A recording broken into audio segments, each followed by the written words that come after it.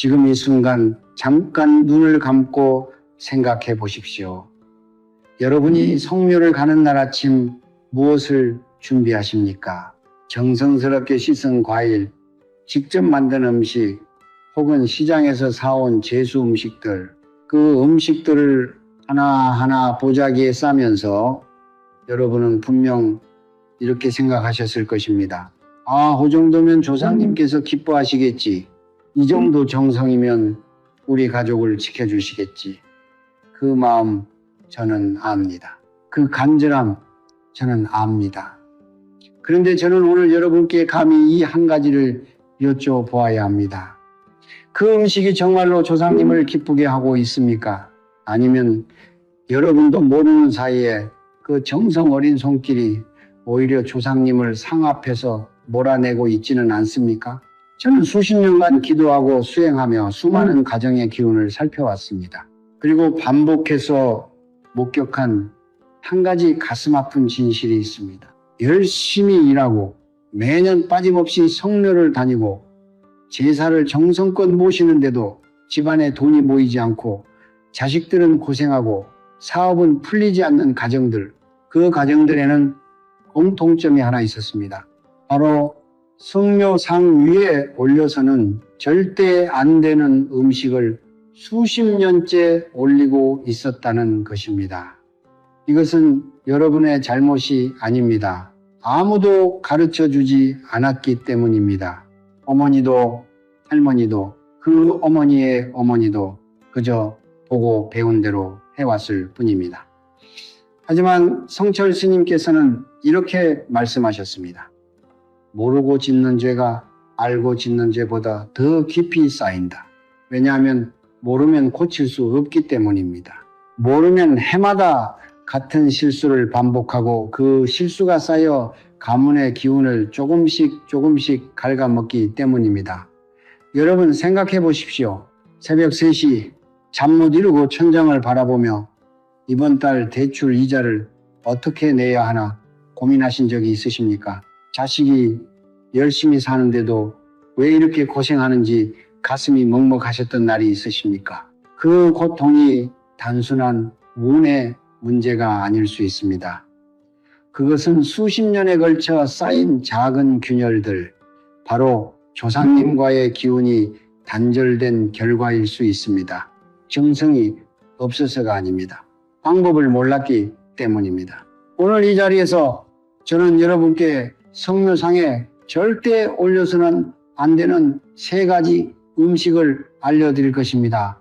그리고 그 대신 반드시 올려야 할 3가지 음식의 깊은 의미도 함께 전해드리겠습니다.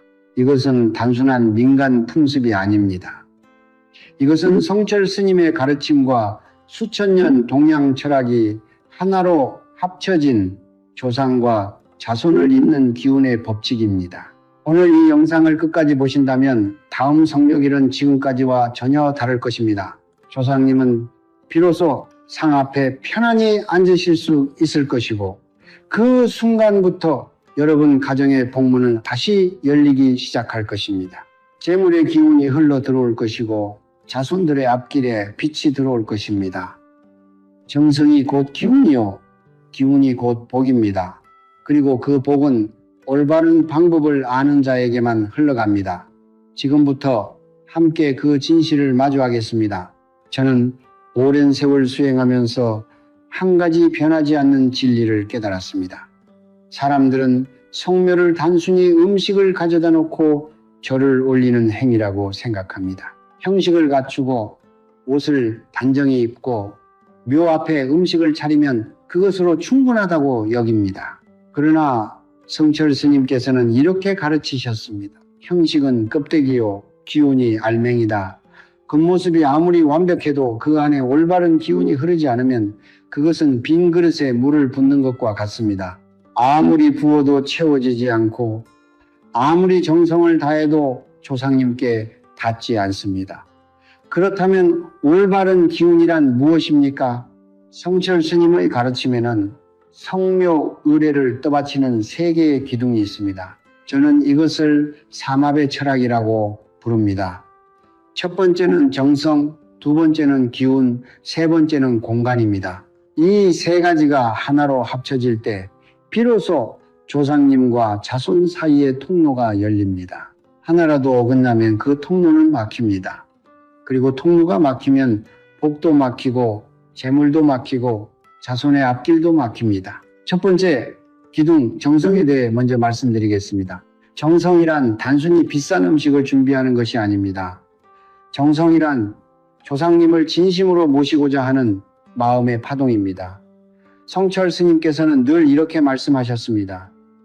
마음이 먼저 도착해야 음식이 도착한 것이다. 우리가 성묘를 준비하는 그 순간부터, 손을 씻고 재료를 고르는 그 순간부터 이미 기운은 시작됩니다. 흐트러진 마음으로 준비한 음식은 아무리 화려해도 조상님께 닿지 못합니다. 반면 소박하더라도 흔들림 없는 마음으로 준비한 음식은 그 자체로 강한 기운을 품습니다. 두 번째 기둥은 기운입니다. 이 세상의 모든 것은 기운을 가지고 있습니다.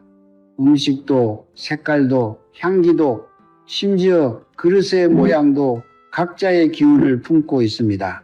조상님은 이승을 떠나 음의 세계에 계십니다. 음의 세계에 계신 분들은 양기가 강한 것에 가까이 오지 못합니다. 마치 어둠 속에 살아온 눈이 갑자기 강렬한 빛을 만나면 견디지 못하는 것처럼 말입니다. 그렇기 때문에 성묘상에 올리는 음식은 반드시 조상님의 기운과 조화를 이루어야 합니다. 음의 기운을 지닌 음식은 통로를 열고 양기가 지나치게 강한 음식은 그 통로를 닫아버립니다. 오늘 제가 알려드릴 세 가지 금기 음식은 바로 이 원리에 근거한 것입니다. 세 번째 기둥은 공간입니다. 묘는 단순한 땅이 아닙니다. 묘는 조상님의 기운이 깃들어 있는 신성한 공간입니다. 우리가 그 공간에 발을 디딜 때 우리는 이미 거대한 기운의 장 안으로 들어서는 것입니다. 그 공간에서 우리가 올리는 음식, 우리가 드리는 절, 우리가 속으로 품는 마음, 이 모든 것이 그 공간의 기운과 합쳐집니다. 올바른 음식을 올리면 그 공간의 기운이 맑아지고 조상님과 자손 사이에 에너지 다리가 튼튼하게 이어집니다. 잘못된 음식을 올리면 그 공간의 기운이 흐트러지고 다리는 끊어집니다. 다리가 끊어진 집안에는 아무리 열심히 일해도 복이 쌓이지 않습니다. 물이 새는 독에 물을 붓는 것과 같기 때문입니다. 저는 수십 년 동안 이 삼합의 원리를 가슴에 새기며 수행해 왔습니다. 그리고 이 원리를 실천한 가정들이 어떻게 바뀌었는지를 두 눈으로 목격했습니다. 오랫동안 막혀있던 사업이 풀리고 빚에 눌려있던 자식이 일어서고 오랫동안 냉랭했던 가족관계가 따뜻하게 회복되었습니다. 이것이 우연이겠습니까? 아닙니다. 이것은 기운의 법칙이 작동한 결과입니다. 성묘상은 단순한 음식상이 아닙니다. 성묘상은 조상과 자손을 잇는 에너지의 다리입니다. 그 다리가 튼튼해야 복이 흐르고 그 다리가 끊어지면 복도 끊어집니다. 이제부터 그 다리를 끊는 세 가지 음식에 대해 하나씩 낱낱이 밝혀드리겠습니다. 첫 번째는 여러분이 가장 흔하게, 가장 정성스럽게 준비해 오셨던 바로 그 과일입니다. 여러분, 지금 이 말을 듣고 놀라지 마십시오. 복숭아입니다. 그 달콤하고 탐스러운 복숭아. 여름이면 제철을 맞아 과일 가게마다 탐스럽게 쌓이는 그 복숭아. 어머니가 정성스럽게 깎아 접시에 담아 주시던 그 복숭아. 많은 분들이 성묘 때 가장 정성껏 준비하는 과일 중 하나가 바로 복숭아일 것입니다. 빛깔도 곱고 향도 좋고 값도 적당하고 무엇보다 조상님께서 살아계실 때 좋아하셨다는 기억으로 가져가시는 분들도 많습니다. 그러나 저는 오늘 이 자리에서 분명히 말씀드려야 합니다. 복숭아는 성묘상에 절대로 올려서는 안 됩니다. 이것은 제가 만들어낸 이야기가 아닙니다. 수천 년 동양 철학과 무속 전통 그리고 불교의 가르침이 하나같이 경고하는 사실입니다. 복숭아는 예로부터 벽사의 과일로 불려왔습니다. 벽사란 무엇입니까? 사악한 기운과 잡기, 그리고 음의 존재를 쫓아내는 힘입니다. 복숭아 나무의 가지는 도깨비를 쫓는 데 쓰였고, 복숭아 씨앗은 귀신을 물리치는 부적으로 사용되었으며, 복숭아 꽃은 나쁜 기운이 집 안으로 들어오는 것을 막는 데 활용되었습니다. 수천 년 전부터 동양에서는 복숭아를 음의 세계와 양의 세계 사이의 경계를 지키는 숨은 장으로 여겨왔습니다. 그렇다면 여기서 한 가지 깊이 생각해 보아야 할 것이 있습니다. 조상님은 어느 세계에 계십니까? 음의 세계에 계십니다. 조상님은 이승을 떠나 저승, 즉 음의 기운이 가득한 세계에 머무르고 계십니다. 그런데 그 조상님 앞에 음의 존재를 쫓아내는 복숭아를 올려놓는다면 어떻게 되겠습니까? 그것은 마치 손님을 초대해 놓고 문 앞에 출입금지라고 써 붙이는 것과 같습니다. 조상님은 그 상 앞에 앉으실 수가 없습니다. 아무리 마음이 있으셔도, 아무리 자손을 사랑하셔도 복숭아가 뿜어내는 강렬한 벽사의 기운 앞에서는 가까이 오실 수가 없습니다. 저는 실제로 이런 가정을 본 적이 있습니다. 경상도의 한 집안 이야기입니다. 3대째 내려오는 그 집안은 할아버지 때부터 매년 성묘 때마다 복숭아를 빠뜨리지 않았습니다. 할아버지께서 복숭아를 유독 좋아하셨다는 이유에서였습니다. 그런데 그 집안은 대대로 사업이 뜻대로 풀리지 않았습니다. 아버지 대에서도 아들 대에서도 손자 대에서도 무언가 잘 되려 하면 꼭 중간에 막히는 일이 생겼습니다. 계약이 성사될 듯 하다가 마지막 순간에 깨지고, 투자를 했다 하면 손해를 보고, 새로운 일을 시작하려 하면 예상치 못한 장애물이 나타났습니다. 가족들은 그것이 운명이라고 생각했습니다. 조상 덕이 없는 집안이라고 체념했습니다. 그러나 진실은 달랐습니다. 그 집안이 3대에 걸쳐 복숭아를 성묘상에 올리는 동안 조상님은 단 한 번도 그 상 앞에 제대로 앉으시지 못했습니다. 조상님과 자손 사이의 기운의 통로는 매년 성묘를 할 때마다 오히려 더 단단히 닫혀왔던 것입니다. 정성이 없어서가 아니었습니다. 모르고 한 행동이 수십 년 동안 쌓여 가문의 복주를 끊어온 것이었습니다. 성철 스님께서는 이런 말씀을 하셨습니다. 모르는 정성은 정성이 아니요 아는 정성이 진정한 공양이다. 아무리 비싼 음식을 가져다 놓아도, 아무리 긴 시간 절을 올려도 그 음식이 조상님을 쫓아내는 것이라면 그것은 공양이 아닙니다. 그것은 해마다 반복되는 실수일 뿐입니다. 여러분, 지금 이 순간부터 복숭아는 성묘상에서 내려놓으십시오. 조상님께서 살아계실 때 좋아하셨다 하더라도 돌아가신 후에는 다른 법칙이 작용합니다. 이승의 법칙과 저승의 법칙은 다릅니다. 그리고 우리가 조상님을 진정으로 사랑한다면 그 다른 법칙을 이해하고 따르는 것이 진정한 효도입니다. 복숭아를 내려놓는 순간 그 자리에 비로소 조상님이 앉으실 수 있습니다. 조상님이 앉으시는 순간 막혀있던 복문이 열리기 시작합니다. 그것이 기운의 법칙입니다. 그런데 많은 분들이 복숭아보다 더 자주, 더 당연하게 성묘상에 올리는 두 번째 금기 음식이 있습니다. 그것은 여러분의 어머니가, 할머니가, 그리고 그 위 세대까지 아무 의심 없이 올려왔던 바로 그것입니다. 여러분, 잠시 기억을 더듬어 보십시오. 어린 시절 이사를 가던 날 어머니께서 팥죽을 쑤어 집안 곳곳에 뿌리셨던 기억이 있으십니까?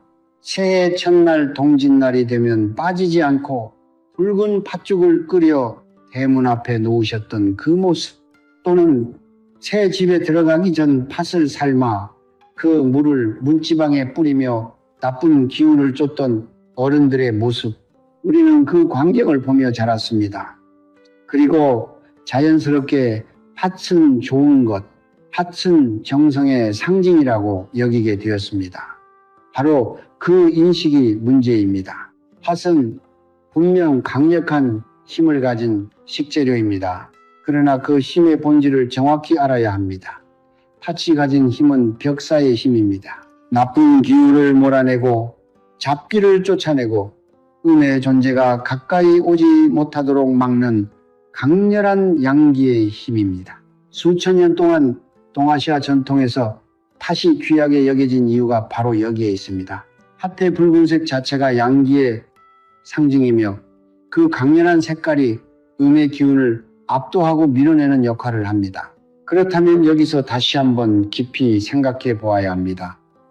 성묘상은 누구를 위한 상입니까? 조상님을 위한 상입니다. 그리고 조상님은 음의 세계에 계십니다. 그런데 음의 존재를 쫓아내는 팥을 조상님 앞에 올려놓는다면 어떻게 되겠습니까? 그것은 조상님을 향해 오지 마십시오 라고 외치는 것과 다름없습니다. 팥이 들어간 음식, 팥떡, 시루떡, 팥앙금이 들어간 모든 음식은 성묘상 위에서 조상님을 향해 보이지 않는 불꽃을 내뿜고 있는 것입니다. 그 불꽃 앞에서 조상님은 앞으로 나아오실 수가 없습니다. 저는 이것을 처음 깨달았을 때 얼마나 가슴이 먹먹했는지 모릅니다. 수많은 가정에서 가장 정성스러운 음식이라 여기며 올리는 시루떡, 팥떡이 오히려 조상님을 상 앞에서 밀어내고 있었던 것입니다. 어머니는 새벽 4시에 일어나 직접 팥을 불려 시루떡을 만들었습니다. 그 손길에 담긴 정성은 하늘도 알 것입니다. 그러나 안타깝게도 그 정성은 조상님께 닿지 못했습니다.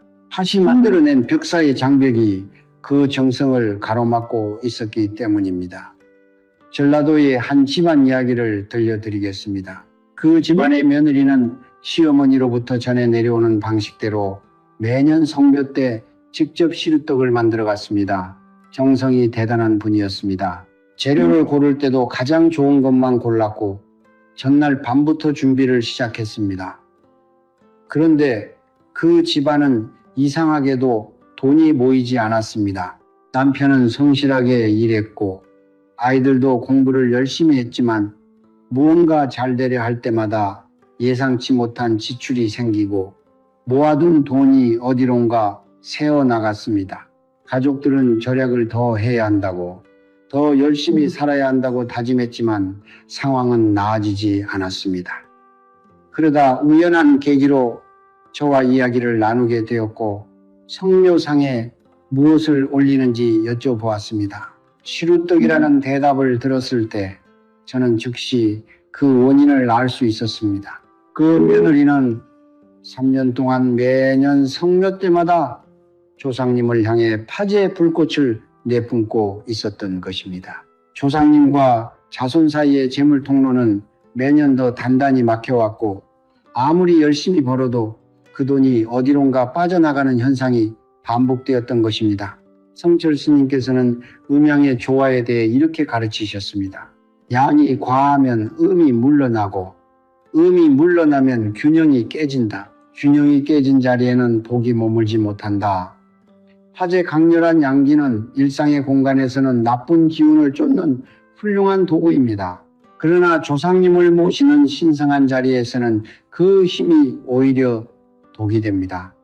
이것이 바로 같은 재료도 쓰임새에 따라 약이 되기도 하고 독이 되기도 한다는 진리입니다. 팥이 들어간 모든 음식을 성묘상에서 내려놓으십시오. 시루떡도 팥떡도 팥이 들어간 경단도 팥앙금이 들어간 그 어떤 음식도 올려서는 안 됩니다. 조상님께 올리는 음식은 조상님이 편안히 받으실 수 있는 기운을 가진 것이어야 합니다. 조상님을 쫓아내는 기운을 가진 음식은 아무리 비싸고 정성스럽게 만들었어도 공양이 아닙니다. 그리고 이제 세 번째 금기 음식에 대해 말씀드려야 합니다. 이것은 앞에 두 가지보다 훨씬 더 많은 가정에서 아무 생각 없이 올리고 있는 음식입니다. 그리고 그 결과는 단순히 재물이 막히는 것을 넘어 자손의 품격과 격조 자체를 낮추는 무서운 결과를 낳습니다. 여러분, 지금부터 드리는 말씀은 많은 분들께 낯설게 느껴지실 수도 있습니다. 우리 밥상에서 가장 친숙한 생선들 중에 이름 끝에 치자가 붙는 것들이 있습니다. 갈치, 삼치, 꽁치, 구이로 먹어도 맛있고 조림으로 해도 훌륭하고 무엇보다 가격이 부담스럽지 않아 서민 밥상에서 빠지지 않는 생선들입니다. 제삿날이나 성묘 때도 이 생선들을 올리는 가정이 많습니다. 구하기 쉽고 준비하기도 편하고 살아계실 때 즐겨 드셨다는 기억으로 올리는 분들도 적지 않습니다. 그러나 저는 오늘 이 자리에서 분명히 말씀드려야 합니다. 치자로 끝나는 생선은 조상님 상에 올려서는 절대로 안 됩니다. 이것은 단순한 미신이 아닙니다. 이것은 수천 년 동안 우리 선조들이 지켜온 예법과 기운의 법칙이 함께 담긴 가르침입니다. 옛 문헌과 전통 예법서에는 제향에 올릴 수 있는 음식의 격을 엄격하게 구분했습니다. 그 기준 중 하나가 바로 생선의 품격이었습니다. 치자로 끝나는 생선들은 오래전부터 격이 낮은 생선으로 분류되었습니다. 귀한 손님을 모시는 자리, 높은 어른을 공경하는 자리에는 올리지 않는 것이 예의였습니다. 여기서 우리는 깊이 생각해 보아야 합니다. 조상님은 어떤 분들이십니까? 우리를 이 세상에 존재하게 해주신 분들입니다. 우리의 뿌리이시고 우리 가문의 근본이십니다. 그 조상님 앞에 격이 낮은 생선을 올린다는 것은 무엇을 의미합니까? 그것은 단순히 음식 하나를 잘못 선택한 것이 아닙니다. 그것은 조상님을 대하는 우리의 마음의 격이 낮다는 것을 기운으로 표현하는 행위입니다. 조상님은 그것을 느끼십니다. 말씀은 못하셔도 그 기운은 고스란히 받아들이십니다. 성철 스님께서는 이런 말씀을 하셨습니다. 조상을 대하는 격이 곧 자손의 격이다. 낮은 격으로 조상을 모시는 자손은 스스로 자신의 격을 낮추는 것이다.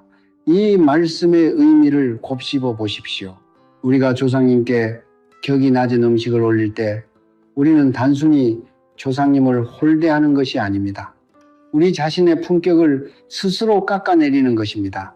그리고 그 낮아진 품격은 기운으로 우리 삶 전체에 스며듭니다. 기운의 세계에서는 모든 것이 연결되어 있습니다. 조상님 상 위의 치, 자, 생선이 뿜어내는 낮은 격의 기운은 그 자리에서 끝나지 않습니다. 그것은 우리 가정 전체의 기운에 영향을 미칩니다. 직장에서 승진이 될 듯 하다가 막히고 사업에서 계약이 성사될 듯 하다가 무산되고 좋은 인연이 생길 듯 하다가 어긋나는 일들, 이런 일들이 반복된다면 한 번쯤 성묘상을 돌아보십시오. 혹시 해마다 치자 생선을 올리고 있지는 않으십니까? 충청도의 한 집안 이야기를 들려드리겠습니다. 그 집안의 가장은 40대 중반의 성실한 사람이었습니다. 작은 건설 관련 일을 하며 가족을 부양하고 있었는데 이상하게도 일이 될 듯 하면서 항상 마지막 단계에서 무너졌습니다. 입찰에 참여하면 아슬아슬하게 탈락하고 좋은 현장이 들어오면 계약 직전에 다른 업체에 빼앗기고 동업을 하면 동업자가 배신하는 일이 반복되었습니다. 그 가장은 자신이 운이 없는 사람이라고 생각하며 체념하기 시작했습니다. 어느 날 저와 인연이 다 이야기를 나누다가 성묘 이야기가 나왔습니다. 무엇을 올리느냐고 여쭤보았더니 아버지 때부터 갈치구이를 꼭 올렸다고 하셨습니다. 아버지께서 갈치구이를 특별히 좋아하셨다는 이유였습니다. 저는 그 순간 그 집안의 기운이 왜 그렇게 막혀왔는지를 알 수 있었습니다. 갈치는 치자 생선입니다. 그 집안은 아버지 때부터 매년 성묘 때마다 조상님 앞에서 가문의 격을 스스로 낮추어 왔던 것입니다. 그리고 그 낮아진 격의 기운이 매년 쌓이고 쌓여 모든 일이 마지막 단계에서 막히는 현상으로 나타나고 있었던 것입니다. 그분께 갈치를 내리고 다른 생선으로 바꾸도록 말씀드렸습니다. 돔이나 조기처럼 예로부터 제향에 올리던 격 있는 생선으로 바꾸십시오. 그리고 다음 성묘부터는 마음속으로 이렇게 말씀드리십시오. 조상님, 제가 이제야 바르게 알았습니다. 제대로 모시겠습니다. 그 고백 하나가 수십 년간 쌓인 기운의 막힘을 풀어내는 시작이 됩니다. 치자 생선을 내려놓는 것은 단순히 음식 하나를 바꾸는 것이 아닙니다. 그것은 조상님을 대하는 우리의 마음의 격을 높이는 것이고 우리 자신의 품격을 스스로 끌어올리는 행위입니다. 품격이 높아지면 기운이 높아집니다. 기운이 높아지면 그에 걸맞은 복이 찾아옵니다. 더 좋은 인연이 오고 더 좋은 기회가 오고 더 좋은 결과가 따라옵니다. 조상님을 높이는 자가 스스로 높아집니다. 이것이 기운의 법칙입니다. 이제 금기 음식 3가지를 모두 말씀드렸습니다. 복숭아, 팥이 들어간 음식, 그리고 치자 생선, 이 3가지를 성묘상에서 내려놓는 것만으로도 수십 년간 막혀있던 기운의 통로가 열리기 시작합니다. 그러나 내려놓는 것만으로는 충분하지 않습니다. 그 자리를 올바른 기운으로 채워야 합니다. 비워진 자리에 무엇을 올려야 하는지 그 답이 바로 다음 부분에 있습니다. 여러분, 지금까지 내려놓아야 할 것들을 말씀드렸습니다. 복숭아를 내려놓고 팥이 들어간 음식을 내려놓고 치자 생선을 내려놓았습니다. 그 자리는 이제 비어 있습니다. 그런데 비어 있는 자리는 오래 비워두어서는 안 됩니다. 기운의 세계에서 비어 있는 공간은 반드시 무언가로 채워집니다. 올바른 것으로 채우지 않으면 그 자리에 잘못된 기운이 스며들기 때문입니다. 그러므로 오늘 저는 내려놓은 자리에 무엇을 올려야 하는지 그 답을 명확하게 알려드리겠습니다. 예로부터 우리 선조들이 제양과 성묘상에 빠뜨리지 않았던 3가지 과일이 있습니다. 대추, 밤, 그리고 감입니다. 이 3가지는 단순한 제철 과일이 아닙니다. 수천 년 동양 철학과 음양오행의 원리 속에서 각각 깊은 의미와 강력한 기운을 품고 있는 신성한 열매들입니다.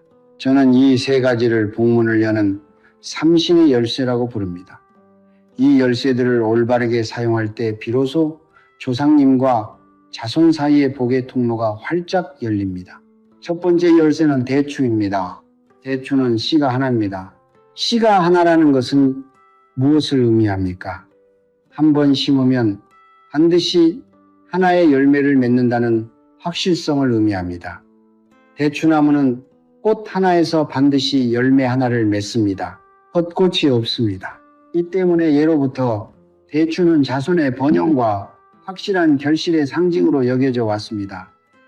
심은 대로 거두는 기운, 노력한 만큼 결과가 따라오는 기운이 대추 안에 담겨 있습니다. 성묘상에 대추를 올리는 것은 조상님께 이렇게 말씀드리는 것과 같습니다. 저희 자손들이 심은 노력이 반드시 결실을 맺을 수 있도록 도와주십시오. 조상님은 그 대추를 보시며 자손의 간절한 마음을 받으시고 그 결실의 기운을 자손에게 내려보내십니다. 사업을 하시는 분, 취업을 준비하는 자녀가 있는 분, 오랫동안 노력해왔지만 결실이 보이지 않아 지쳐가는 분이라면 대추를 정성스럽게 씻어 가장 좋은 자리에 올려놓으십시오. 그 대추 하나하나리 여러분 가정의 결실의 씨앗이 됩니다. 두 번째 열쇠는 밤입니다. 밤은 뿌리의 열매입니다. 밤나무는 땅속 깊이 뿌리를 내립니다.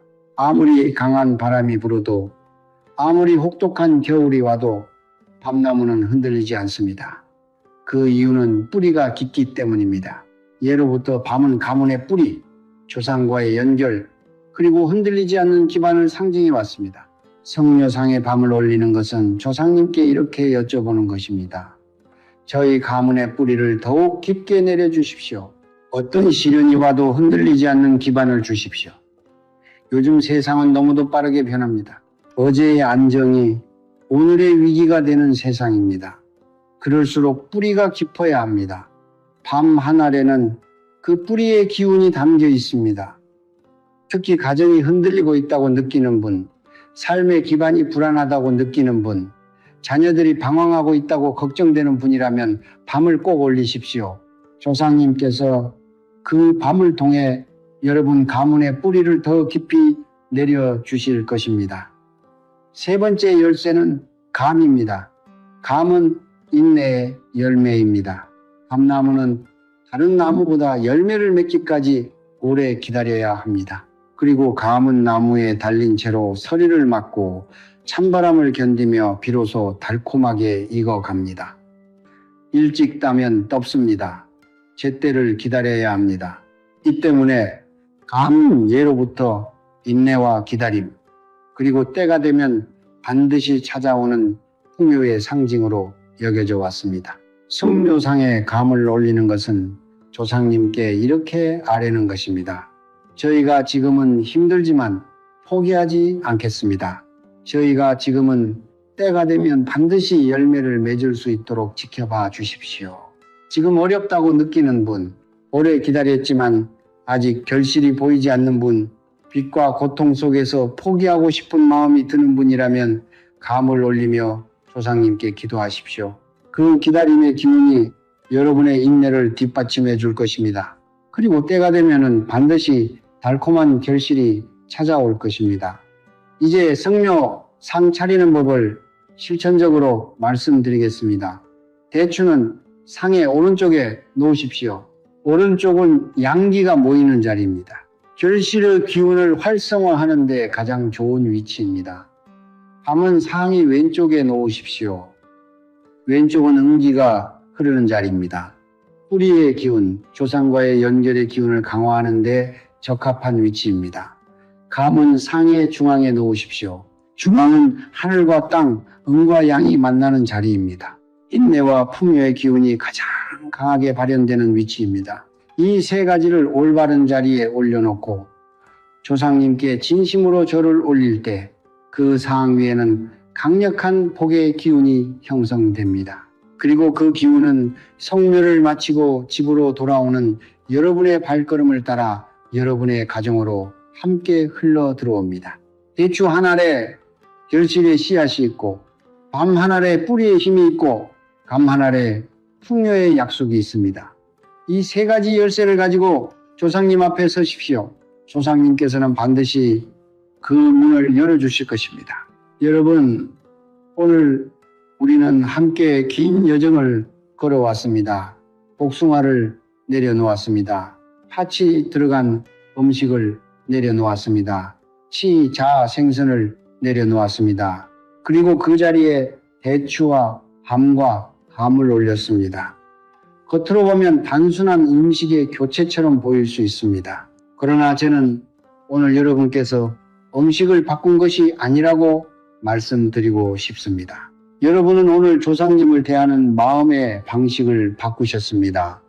기운을 대하는 삶의 태도를 바꾸셨습니다. 그리고 그 변화는 단순한 음식의 교체와는 비교할 수 없을 만큼 깊고 강력한 파동을 일으킬 것입니다. 성철 스님께서는 평생 한 가지 가르침을 반복하셨습니다. 자기를 바로 봅시다. 이 짧은 한마디 안에 스님의 모든 가르침이 담겨 있습니다. 자기를 바로 본다는 것은 무엇입니까? 내가 지금 무엇을 하고 있는 것이오? 내가 지금 어떤 기운을 내뿜고 있는지, 내가 지금 조상님과 어떤 관계를 맺고 있는지를 정직하게 들여다보는 것입니다. 모르고 했던 실수를 인정하는 것입니다. 그리고 알게 된 순간부터 바르게 행동하는 것입니다. 그것이 자기를 바로 보는 것이고 그것이 진정한 수행이며 그것이 복을 부르는 첫 번째 문입니다. 저는 수십 년간 수많은 가정을 보아왔습니다. 재산이 많아도 불안한 가정이 있었습니다. 가진 것이 없어도 평안한 가정이 있었습니다. 그 차이는 어디에서 왔습니까? 재물이 많고 적음이 아니었습니다. 기운의 흐름이었습니다. 기운이 막힌 가정에서는 아무리 많은 돈이 들어와도 흘러나갔습니다. 기운이 열린 가정에서는 작은 것에서도 복이 자라났습니다. 그리고 그 기운의 흐름을 결정하는 가장 근본적인 요소 중 하나가 바로 조상님과의 관계였습니다. 조상님과의 통로가 열린 가정에는 보이지 않는 손이 함께했습니다. 위기가 와도 기이하게 빠져나갔고 기회가 오면 자연스럽게 잡을 수 있었습니다. 그것이 조상의 음덕입니다. 오늘 이 영상을 보신 여러분은 이미 그 통로를 여는 첫 번째 열쇠를 손에 쥐셨습니다. 이제 남은 것은 실천입니다. 아는 것과 실천하는 것 사이에는 하늘과 땅만큼의 차이가 있습니다. 성철 스님께서는 이렇게 말씀하셨습니다. 1000번을 듣는 것보다 1번을 행하는 것이 낫고 1000번을 행하는 것보다 1번을 마음으로 깨닫는 것이 낫다. 오늘 여러분께서 이 영상을 통해 깨달으셨다면 다음 성묘길에 반드시 실천하십시오. 복숭아를 내려놓으십시오. 팥떡을 내려놓으십시오. 치자 생선을 내려놓으십시오. 그리고 대추와 밤과 감을 정성스럽게 씻어 올바른 자리에 올려놓으십시오. 그 단순한 실천 하나가 수십 년간 막혀있던 여러분 가문의 복주를 다시 잇는 역사적인 순간이 될 것입니다. 그리고 조상님 앞에 절을 올리며 이렇게 마음속으로 말씀드리십시오. 조상님, 저희가 이제야 바르게 알았습니다. 그동안 모르고 저질렀던 실수들을 용서해 주십시오. 이제부터는 바르게 모시겠습니다. 저희 가정에 건강과 평안을 주시고 재물의 기운이 막힘없이 흘러들어올 수 있도록 이 통로를 열어주십시오. 자식들의 앞길을 밝혀주시고 가족 모두가 서로 의지하며 행복하게 살아갈 수 있도록 지켜봐 주십시오. 조상님의 엄덕으로 이 집안에 웃음이 끊이지 않고 눈물보다 기쁨이 많은 날들이 이어지기를 간절히 바랍니다. 이 기도를 올리는 순간 여러분의 목소리는 단순한 소리가 아닙니다. 그것은 기운입니다. 그 기운이 조상님께 닿고 조상님께서 그 기운을 받으시는 순간 보이지 않는 복의 씨앗이 여러분 가정의 땅에 뿌려집니다. 씨앗은 반드시 자랍니다. 때가 되면 반드시 꽃을 피우고 열매를 맺습니다. 그것이 자연의 법칙이고 기운의 법칙이고 조상과 자손을 잇는 복의 법칙입니다. 지금 이 댓글창에 여러분의 다짐을 적어주십시오. 저는 2026년 우리 가족 모두 건강하고 빚을 모두 갚았습니다. 저희 집안의 재물, 이것은 기운을 현실로 끌어당기는 화근입니다. 말로 선언하는 순간 그 말의 파동이 우주에 전달됩니다. 그리고 우주는 반드시 그 파동에 응답합니다. 다른 분들의 댓글에도 좋아요를 눌러주십시오. 그것이 공덕을 쌓는 일입니다. 남의 복을 빌어주는 마음이 돌고 돌아 결국 내 복이 됩니다. 이 영상이 도움이 되셨다면 가족과 이웃에게 나누어 주십시오. 어려움에 처한 한 가정이 이 영상을 보고 성묘상을 바꾸는 것만으로도 그 가정의 운명이 달라질 수 있습니다. 그 나눔의 공덕이 여러분에게 돌아올 것입니다. 구독과 좋아요는 단순한 버튼이 아닙니다. 그것은 이 가르침이 더 많은 가정에 닿을 수 있도록 여러분이 씨앗을 뿌리는 행위입니다. 그 씨앗 하나하나가 어딘가에서 누군가의 막힌 복주를 열어줄 것입니다. 그리고 그 공덕은 반드시 여러분에게 돌아옵니다. 성철 스님께서는 이렇게 가르치셨습니다. 남을 위해 심은 씨앗이 가장 빨리 자란다. 마지막으로 여러분 모두를 위해 축원을 올리겠습니다. 이 영상을 보신 모든 분들의 가정에 건강과 평안이 가득하기를 빕니다. 오랫동안 막혀있던 재물의 기운이 이제부터 시원하게 흘러들어오기를 빕니다. 애쓰고 고생하는 자식들의 앞길에 빛이 열리기를 빕니다. 쌓여있던 빚의 무게가 가벼워지고 걱정으로 지새운 밤들이 평안한 잠으로 바뀌기를 빕니다. 조상님의 음덕이 이 가정, 저 가정에 고루 내려 이 땅의 모든 가족이 서로 웃으며 살아가기를 간절히 빕니다. 정성이 곧 기운이요, 기운이 곧 복입니다. 그 복이 오늘부터 여러분의 것입니다. 성불하십시오.